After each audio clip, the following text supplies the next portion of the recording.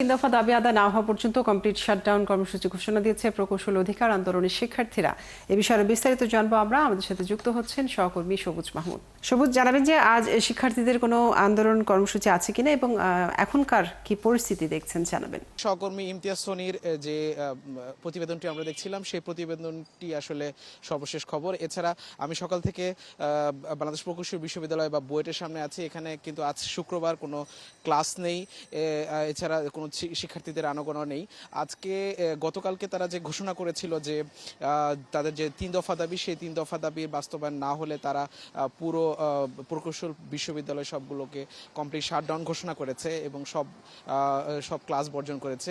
সেই প্রেক্ষিতে কিন্তু এর মধ্যেই কিন্তু বিশ্ববিদ্যালয় কর্তৃপক্ষ মানে বুয়েট কর্তৃপক্ষ গত 30 থেকে 18 তারিখ পর্যন্ত যত শ্রেণী কার্যক্রম বা ক্লাস পরীক্ষা আছে সবকিছু তারা স্থগিত করেছে এবং পরবর্তীতে একাডেমিক কাউন্সিলের সিদ্ধান্ত অনুযায়ী সিদ্ধান্ত নেবে বলে জানিয়েছে। প্রকৌশল বিশ্ববিদ্যালয়ের শিক্ষার্থীরা বা বিএসসি ইঞ্জিনিয়ারদের যে 3 দফা দাবি, সেই 3 দফার দাবি আর মূলত প্রতিপক্ষ হচ্ছে ডিপ্লোমা ইঞ্জিনিয়াররা। ডিপ্লোমা ইঞ্জিনিয়ারদের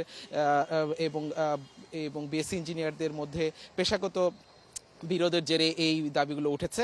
তার মধ্যে প্রথম দাবি হচ্ছে বিএসসি ইঞ্জিনিয়াররা সরকারি প্রকৌশল হিসাবে সরাসরি নিয়োগ পায়, কিন্তু এছাড়া পদোন্নতির ক্ষেত্রে ডিপ্লোমা প্রকৌশলীদের জন্য 33% একটি কোটা ব্যবস্থা আছে।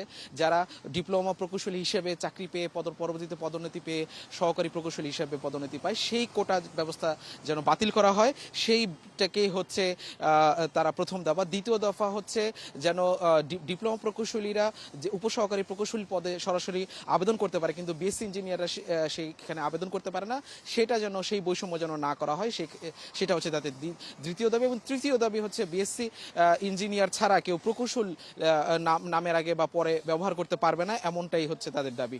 তো এই দাবির প্রেক্ষিতেই পুরো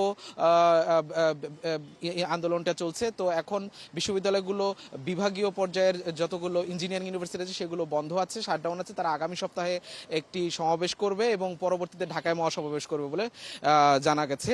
এই হচ্ছে সবশেষ অবস্থা। কাজরি, সবাই আপনাকে অনেক ধন্যবাদ যুক্ত থাকার জন্য। দর্শক, প্রকৌশল শিক্ষার্থীদের আন্দোলনের সবশেষ খবর জানাচ্ছিলেন আমাদের সহকর্মী।